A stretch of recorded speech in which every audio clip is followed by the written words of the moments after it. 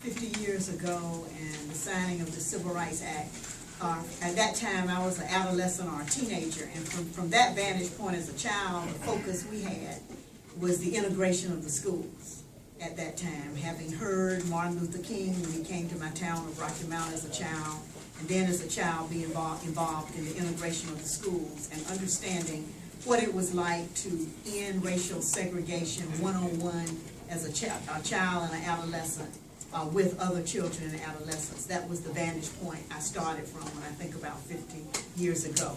The fight at that point was to have us not be forcibly excluded and separated, and to be seen as fully human and entitled to the same rights as other citizens. And in some ways, little did we know, and maybe we had no way to know, that that was just the beginning. And now the battle is increasingly complex in this regard.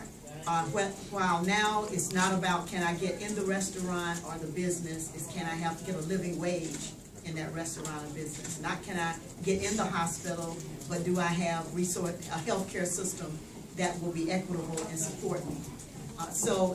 Do we have, and we're still fighting for education, equitable education, and education that is diverse and inclusive.